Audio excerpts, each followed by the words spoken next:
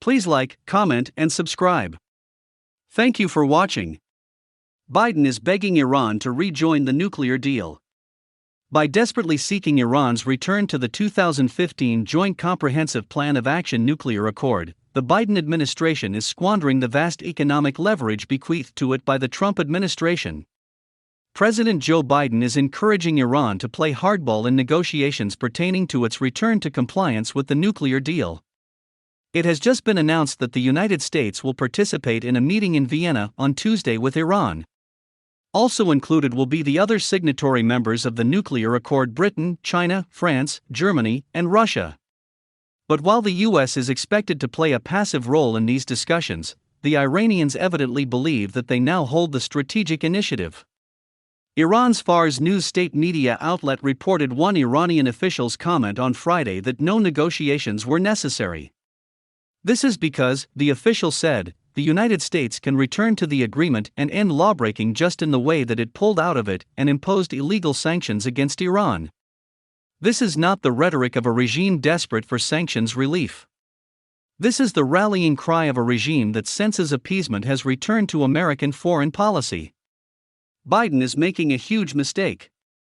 The appropriate way to deal with Iran is for Biden to hold true to what he pledged to do in early February to keep all U.S. sanctions in place until Ayatollah Ali Khamenei suspends his enrichment of uranium beyond purity caps imposed under the 2015 accord. That strategy would ensure that Iran's leaders are the ones begging for a deal, rather than the other way around. It would also recognize the basic reality that Iran's economic collapse, precipitated in large part by the Trump administration's sanctions, has greatly damaged the patronage relationships upon which Tehran's hardliner elite root their power. These sanctions have also restrained the regime's ability to export the revolution. Unfortunately, the Biden administration now appears willing to sacrifice this leverage. On Friday, an administration official told the New York Times that the United States would not seek to retain some sanctions for leverage, arguing that the previous maximum pressure campaign waged against Iran by the Trump administration had failed. This is absurd. The Biden administration has the very same access to U.S. intelligence reporting on Iran as the Trump administration did.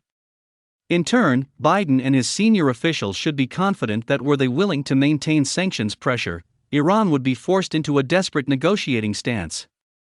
Absent that desperate negotiating, the regime's very survival would come under question. Recent years have seen escalating street protests and a fundamental collapse of the Revolutionary Guard core finance structures. How much more of that strain can Khomeini's regime handle? It's a question he most certainly does not want to answer. Intelligence on this reality is surely why Biden was willing to play hardball back in February. It's not clear why Biden abandoned his previously prudent strategy. But the shift in Biden's position is obvious. Washington is even now begging the Chinese to persuade the Iranians to give some ground. The Chinese have, of course, loved this show of desperation from Washington and delivered nothing in return. On the contrary, Beijing has just given Iran the economic gift of a 25-year strategic partnership. Iran is now sitting pretty. Expect Biden to suspend major U.S. sanctions in return for Iran's reduction of some enrichment activities. Iran will get its payday, and the fundamental flaws of the 2015 accord, such as Iran's ballistic missile research, will remain in place. If you like this video, hit the notification button for more news from Middle East. Thank you for watching.